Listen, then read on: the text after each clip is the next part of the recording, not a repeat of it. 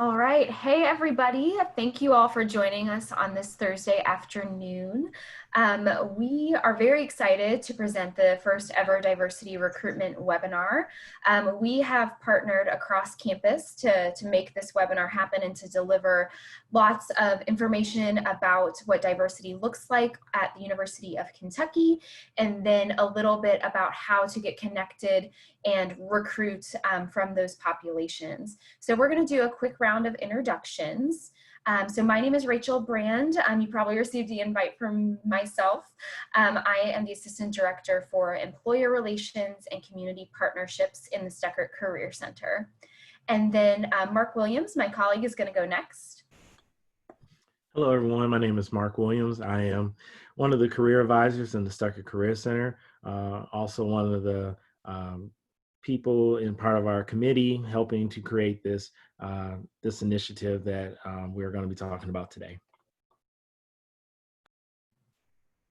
Awesome. And then Jason, from the Office of Institutional Diversity, is going to go next. Good afternoon, everyone. I'm Jason Brooks, like Rachel said. I'm the Executive Director for Institutional Engagement for the University of Kentucky. My office is located in the Office for Institutional Diversity. Great. And our friend Amanda Shagney from Alumni Career Services. Hi all, Amanda Shagney, Associate Director for Alumni Career Services. Thanks for logging in. Wonderful. So we're just going to get this presentation underway. Like I said, we are going to be focusing on what diversity looks like at the University of Kentucky, and then how to get connected, and the goal of the diversity career series that Mark has put together with teams from across campus. So we're going to just go ahead and get started by going to the next slide.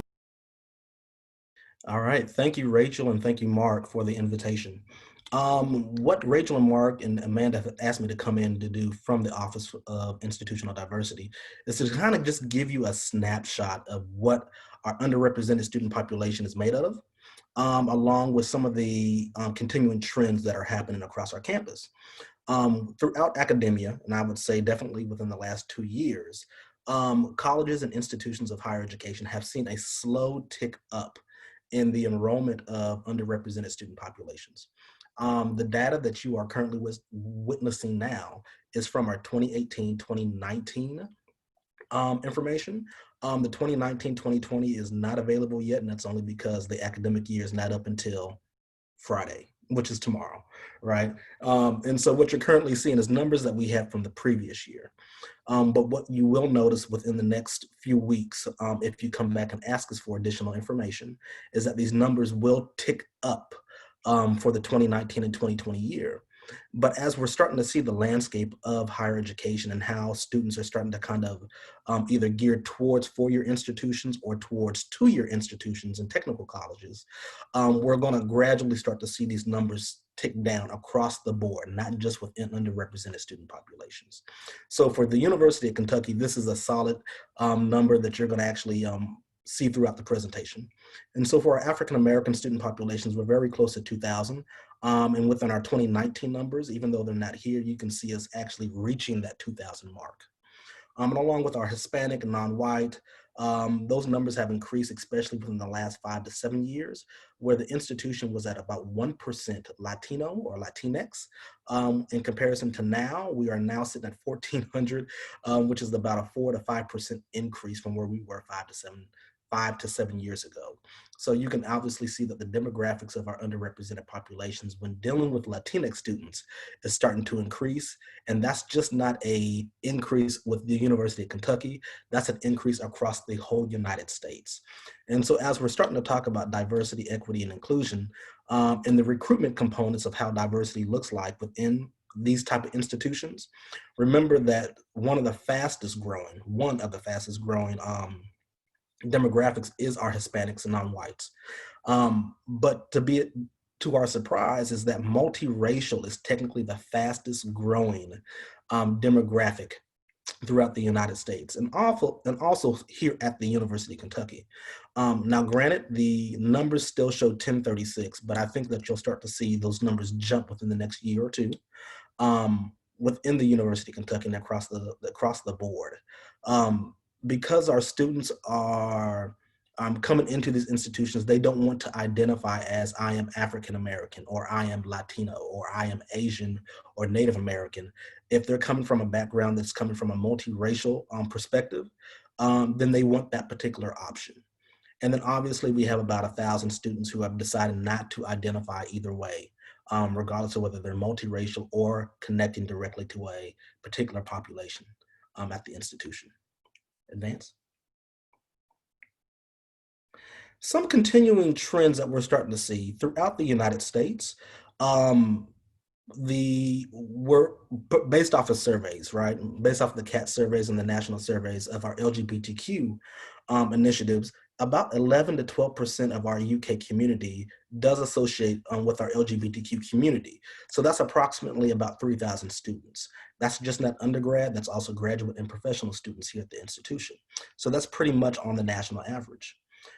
We do have approximately about 2,400 students who are identifying or who ask for accommodations within the DRC, which is our Disability Resource Center. Technically, those numbers have increased throughout the years.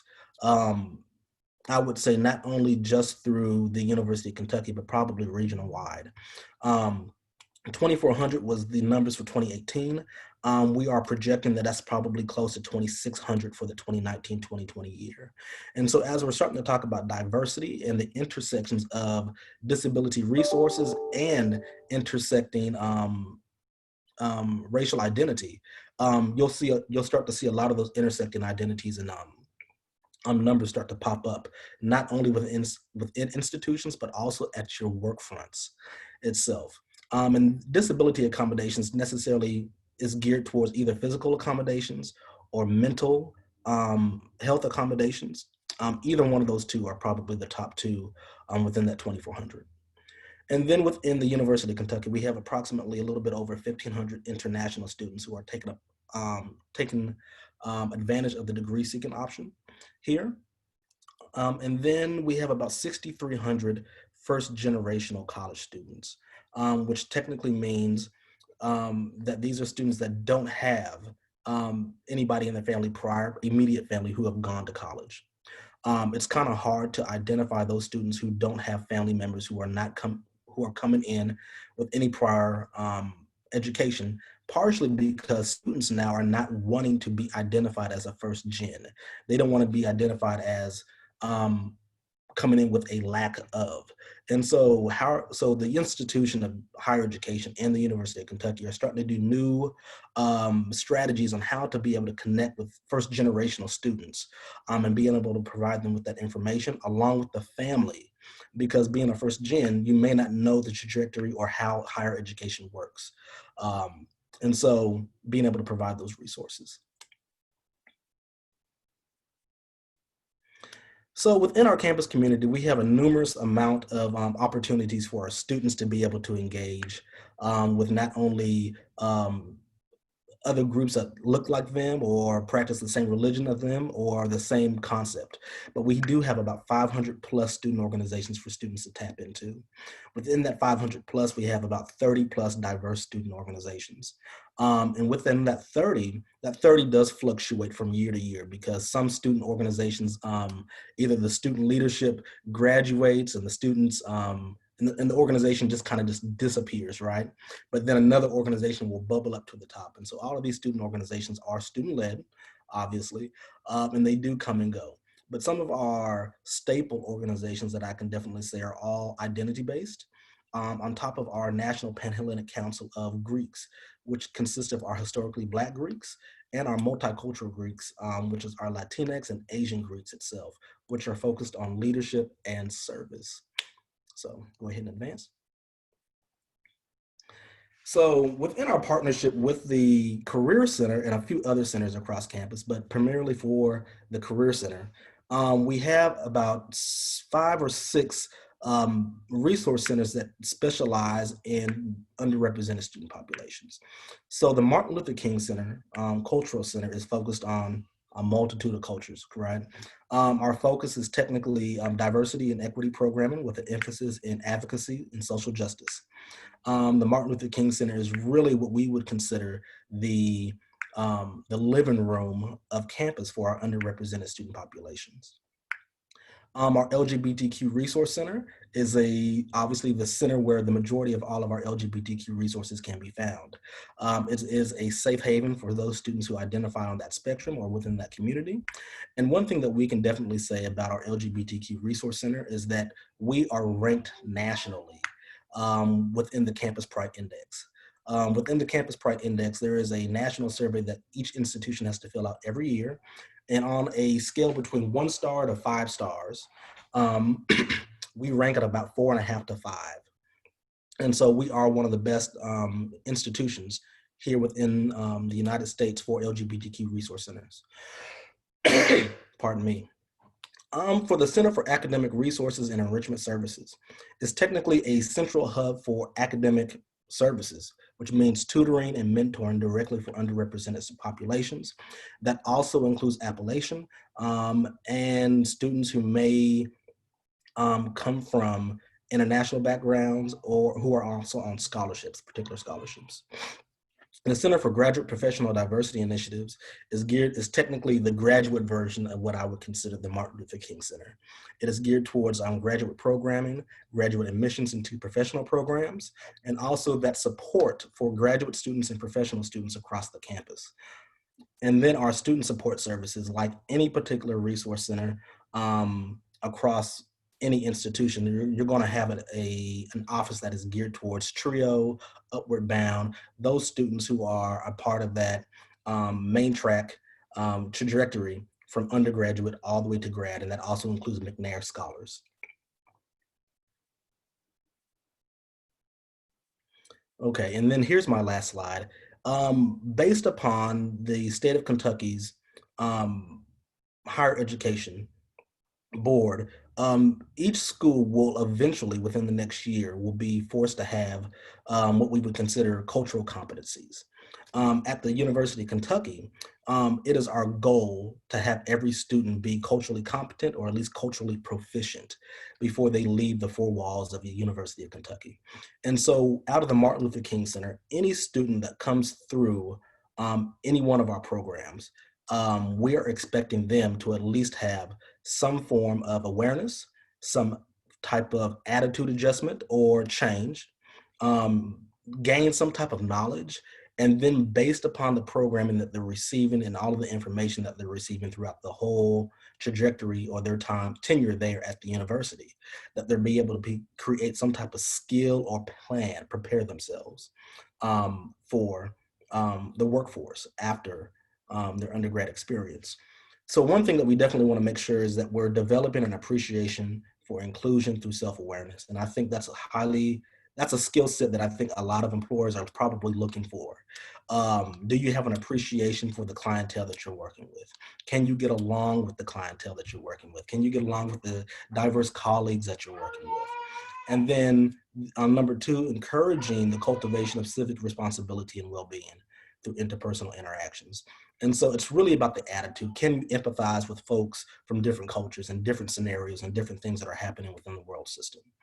And then number three, extending knowledge that challenges perspectives and promotes reflection. The thing is that if we can't get you to critically think about what's happening within the classroom, then we may have a hard time getting you to critically think outside the classroom as well, maybe within the workforce. And so we want you to start thinking critically about how do I fit into the grand scheme of this global society? You know, how can I contribute to the workforce? And then number four, like I said, we want to prepare students to lead in a global society and inspire social change. That's the big juncture. Can you go back to your dorm room? Can you go back to your hometown? Can you go back to your community? Can you go to your place of employment and have a plan and action to help change the fabric of where they want you to go? So, thank you.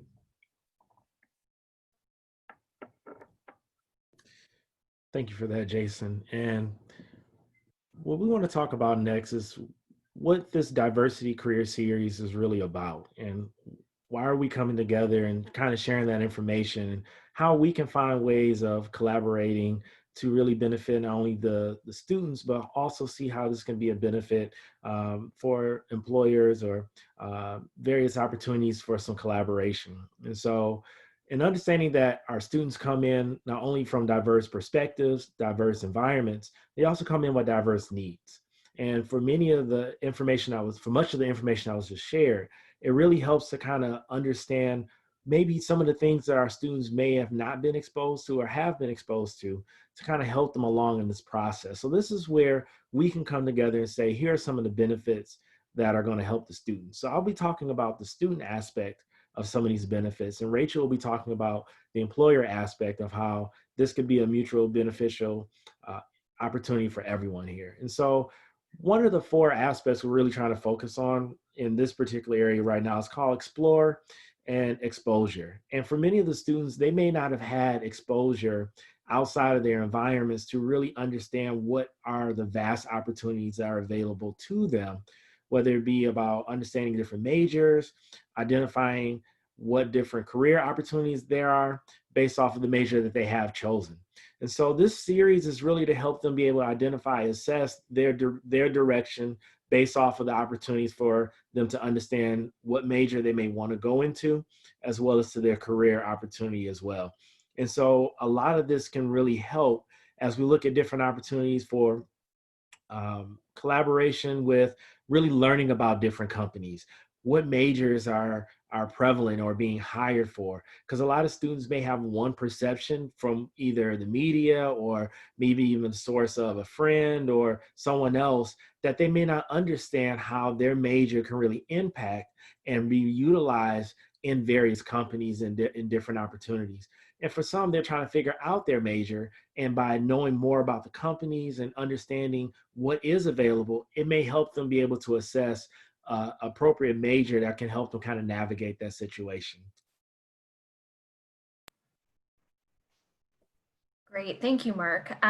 So just to build off a little bit of what Mark said, when students are trying to decide their major choice and decide their career path, looking towards employers who brand themselves on college campuses and really know how to market themselves to students to help students understand who they are, what you do, and then what you might be looking for. So really understanding that it takes multiple touch points in branding your company for students to get a clear idea early on what you might be a company I want to work for because I understand your values. I've seen you at the career fair. I've seen you at a panel. I've seen you in the MLK Center. I've seen you at my student organization that Jason was talking about.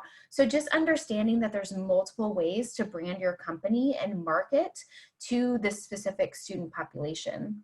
One thing we know about Generation Z as a whole, or the iGen generation, is that they respond a lot to the values of a company and how are you having a social impact in your community at large.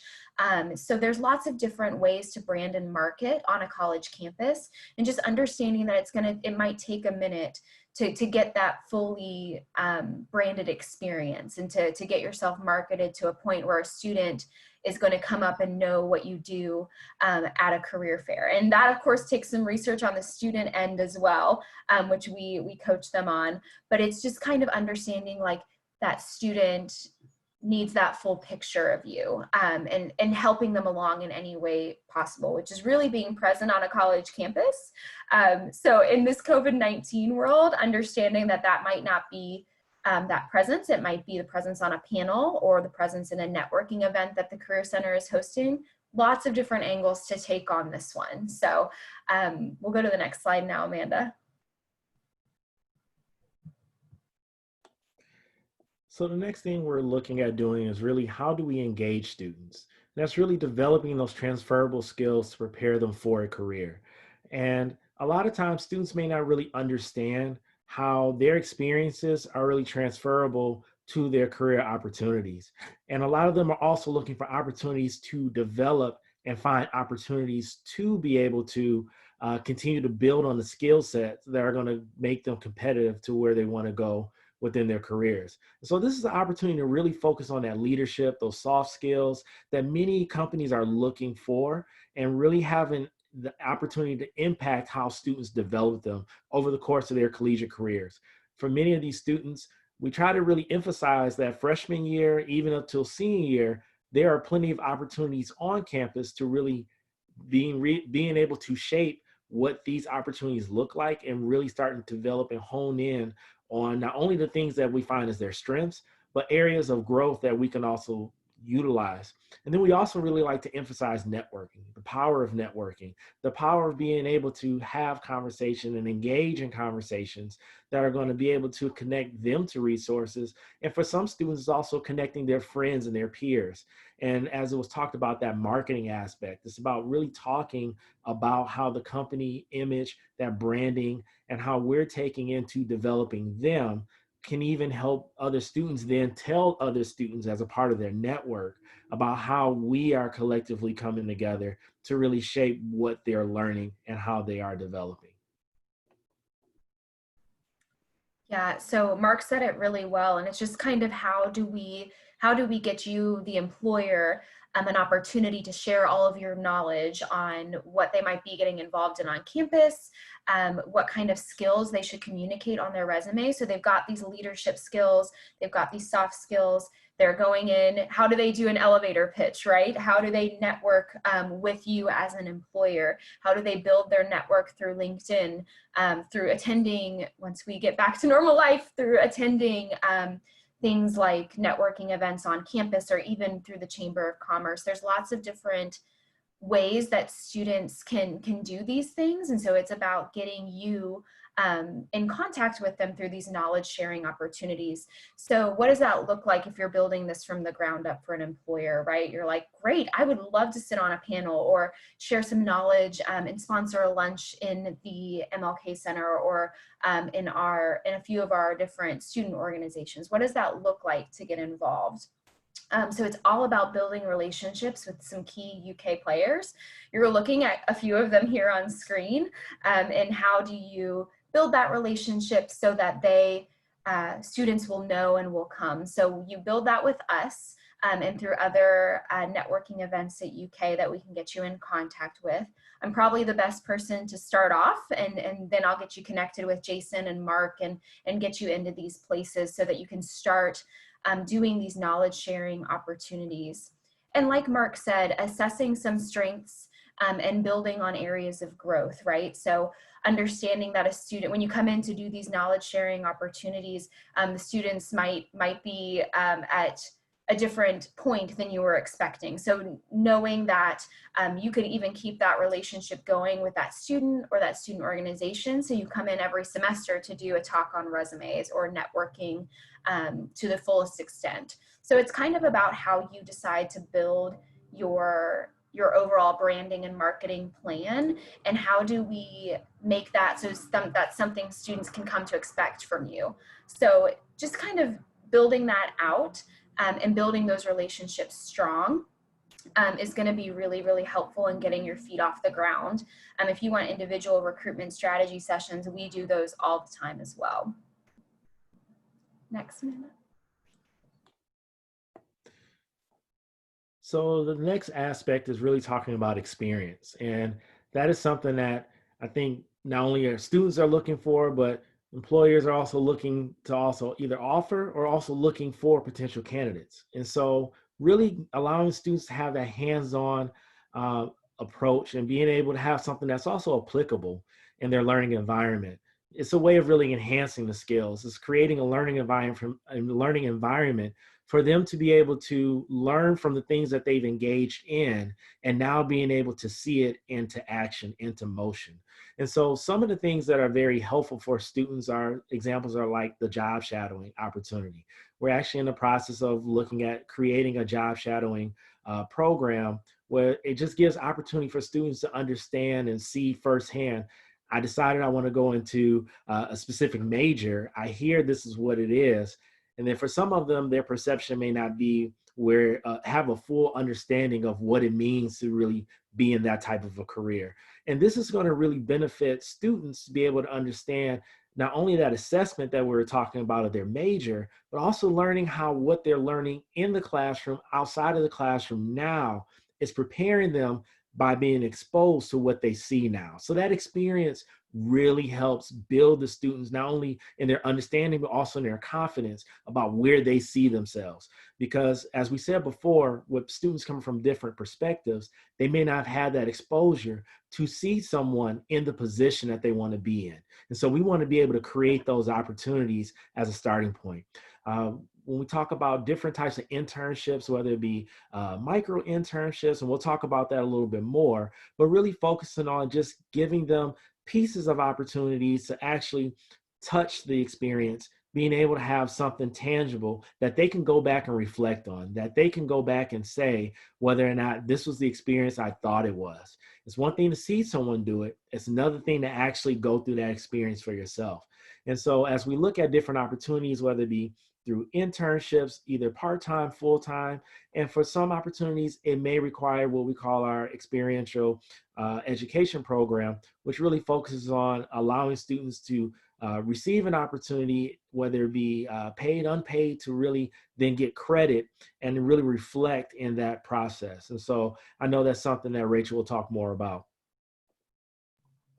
Thanks, Mark. So yeah, I'm going to touch on a few things that Mark was saying. These are all experiential opportunities that are so beneficial to not only the student, but to you as the employer. So I know that everybody's probably heard of job shadowing, and job shadowing can be as little as an afternoon with the employer. Maybe they're attending a big corporate meeting with you, or they're going in to take a tour of the plant, whatever that might be. That small experience can still have a large impact for a student. So if you're like, I can't dedicate 2 weeks to a job shadow, that's okay. Maybe you only dedicate a day or an afternoon and just plan something you feel is gonna have a large impact for that student. So we don't want you to get overwhelmed when you see all these options. They are just options, and we can help you to structure these experiences so that they will be good and helpful to you and students.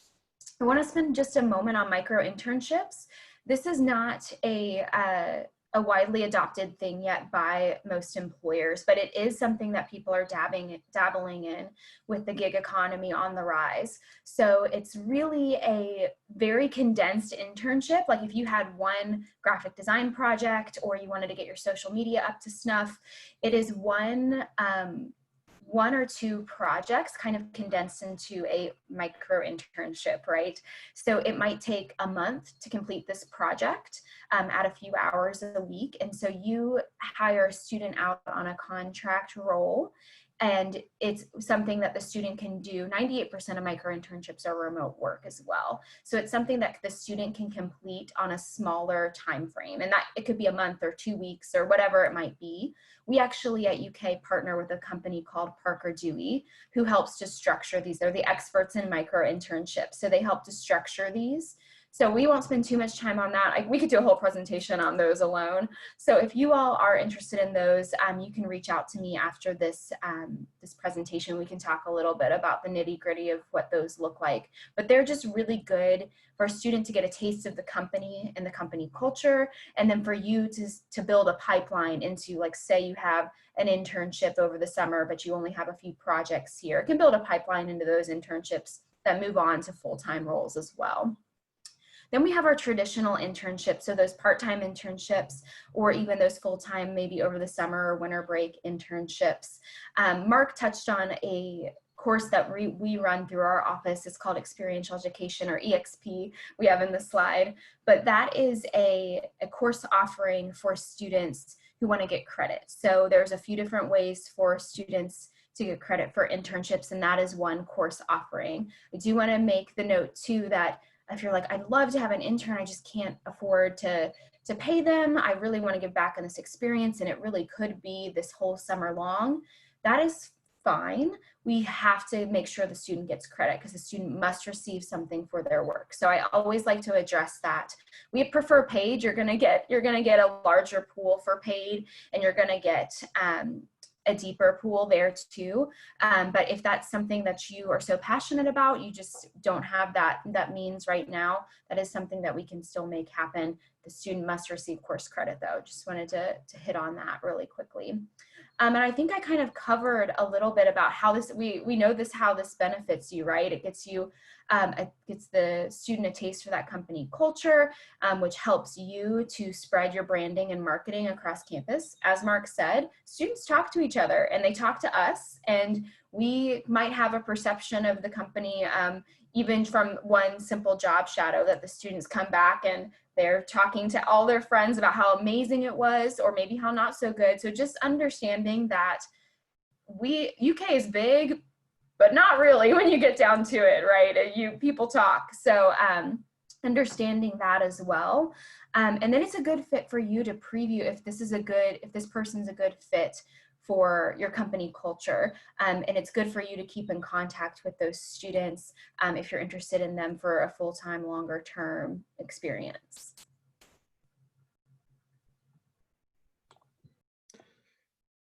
The last area we really want to focus on right now is what we call our exit-enter strategy. It's really that transition of exiting out of this kind of collegiate mindset into transitioning and entering into the workplace, or wherever their career aspirations are. And so really looking at this, I really try to help students understand in the beginning, the day that they walk in, they should already be thinking about how they're transitioning into their next phase of life. And for many students, that 4 years sounds like it's eternity. It sounds like I'm going to be here for a long time. And then in talking with students even now who are about to be seniors, they say, where did the time go? Time has flown by. And so we're really trying to create a culture in a way that students understand from day one, I am coming in with the mindset of leaving.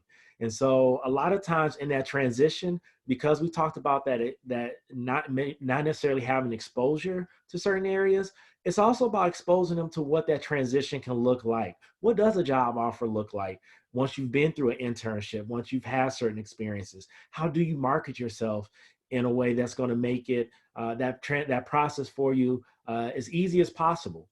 And so really talking about what do job offers look like. And we all know what adulting is, when it talks about just life in a new city. For some students, we have a lot of students who are also coming from other states and from other regions, and where if wanting to stay in Kentucky is still an adjustment for them. They may know the surrounding areas of campus, but what does it look like to go a little further out? And even for those who may be from Kentucky, it could be relocating to another area of Kentucky where there can be a lot of differences there as well. So what is life like in a new city, not only from the location perspective, but even from a cultural perspective, and starting to get that understanding early as possible. When you start talking about professional dress, what is the dress attire for the place that I plan on working? How is the environment for where I plan on going? And even salary negotiations or different types of negotiations are going to help students understand, what do I need to maximize not only my opportunity with a company, but also my adjustment into life? And what does that really look like? And we all can play a role in helping students be able to navigate that space. Because for many of us, being thrown into the professional world, it's, wait, this is different. I'm no longer obligated the same way I was used to. And I even tell students, you're going to feel a difference come May when you're at your professional job, when you're thinking, I'm going to have a next month or two off. No, you're still working. You're still going about understanding what vacation time is and how to appropriate that accordingly as needed. And students don't have that mindset, but we can help them develop that early. And I think it will actually help students in their transition and continue to be productive from what they've learned in their college career to now developing what a great transition will look like in their career goals. Mark made a lot of fantastic points that I'm just going to build on a little bit. So now we understand the student side and what that looks like. And we all probably remember our first big kid job, right? And how scary that is, and moving into that new phase of life. So how can you as an employer make that a very smooth process for a new graduate? There's lots of very simple ways to do that, to have a smooth onboarding process.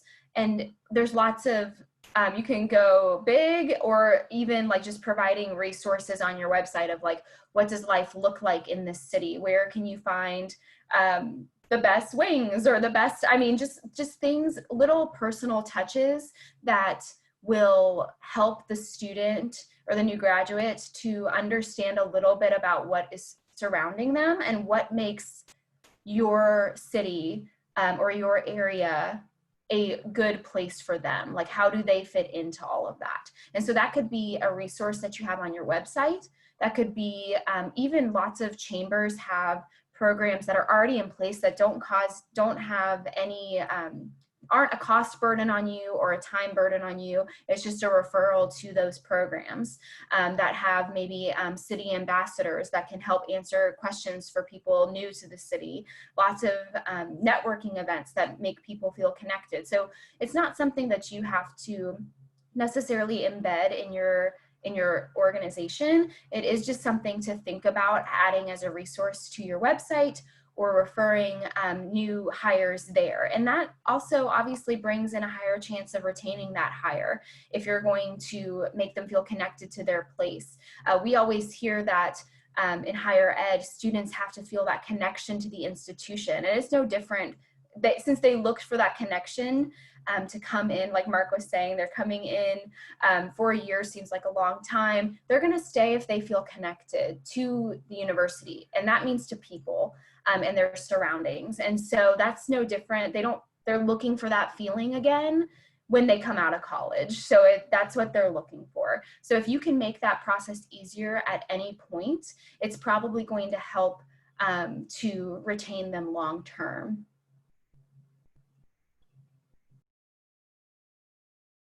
All right. So we talked about in the beginning the diversity recruitment series and the career series and what that means. So we have a few staple events that are in place already that I'm going to talk a little bit about. And then I've kind of talked a little bit about the individual recruitment strategy and how you can brand and market and go participate in knowledge sharing events. Those are all things you can do on an individual basis at what works for you, for your time, effort, and money. But we can also look at some of these bigger events and kind of map out what your strategy for the year is going to look like. I realize it might look, I'm just going to address it. I realize it might look a little bit different this year. We're not really sure how we're going to come back in the fall yet. So I'm probably answering a question that someone had about this diversity reception. That first one on our list is supposed to be on September 23rd, which is in conjunction with our large Higher Blue internship and career fair. We're not sure how that's going to look yet, but as soon as we know, we will get that information out to you. But typically that has just been completely following the career fair. You just walk on over to this lovely reception where you can, it's very casual. It's about 2 hours where students can drop in and talk with you just about your company, just learning about you, who you are. Lots of them like to know, well, what was your major and how did you get to where you are and things like that. So that's a very, it's more of a casual event where we just allow for conversation. And so we normally walk around and make introductions and things of that nature, but it's a very successful event. And we can provide pass numbers if you're interested in that on the side, but it's one that is more affordable as well. And so if you wanted to come to that event, then we would love to have you there. And like I said, we will communicate on how that will be delivered this year. We then have another, this is more of that knowledge sharing opportunity that I was talking about with Life After UK. So this is a small panel discussion. It's held every year in December, and it's in partnership with our Center for Academic Resource and Enrichment Services. So that is something that happens every December. Like I said, small panel that really just talks about all of these things that Mark is trying to convey on the student side of things, talking about professional dress. What does that transition after UK, Life After UK look like? So that's a really fun event as well. Then we have the Diversity Summit. This is a conference style event that is going to be held in the spring. Unfortunately, our very first one got canceled this year with COVID-19. It was supposed to be in April, but we're very excited about this.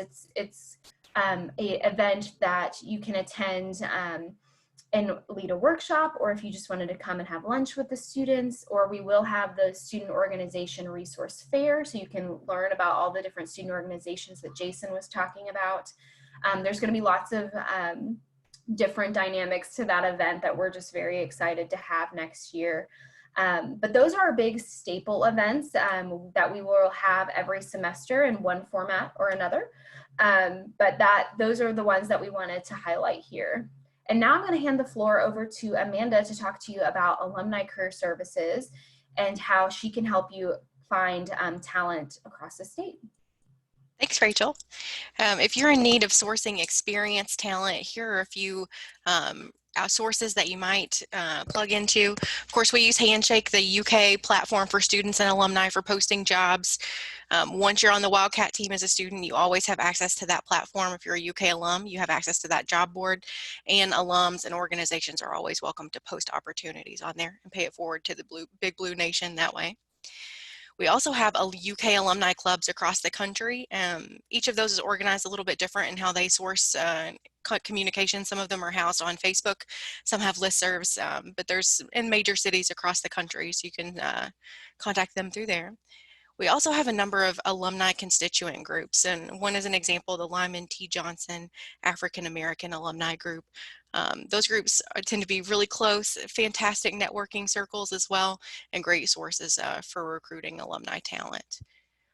Always recommend LinkedIn, especially that school alumni search. You can do a really filtered search in there for an organization name or a specific pool of talent, and we often will refer students there to look for mentorship connections with alumni. Caroline Francis and the Alumni Association and Diana Doggett with the Fayette County Cooperative Extension started the Central Kentucky Job Club about 6 years ago, and that's still going strong. We're online right now, and we've had record numbers, which has been really exciting to see. But the Central Kentucky Job Club meets on the second and fourth Tuesday of each month, and we offer a professional development speaker, and we share active job leads. That's free and open to the community. You do not have to be a UK alum to get connected. And UK Alumni Career Services has opened a number of our programs during the COVID-19 situation free of charge for our audience, and many of those are open to the community as well. So ukalumni.net/career services to check out our programs on there. Thanks so much, Rachel. Awesome. So we're going to take questions now if anybody has them.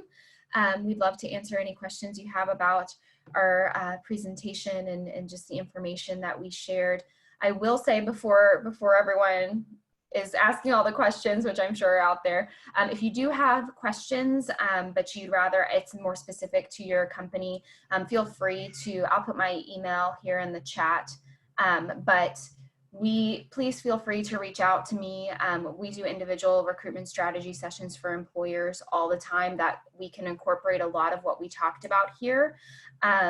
And we will actually, when registrations go up for the diversity series, when we decide how we're going to deliver all of that, I'll send invitations out as well. Rachel, I'm not seeing any questions in the chat box for us yet. I think we're good. You're on mute. I'm on mute. Sorry, guys. You're fine. I was just saying that sounds fantastic.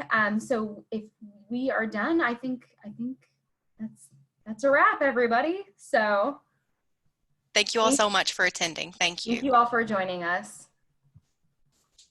Thank you, Hannah.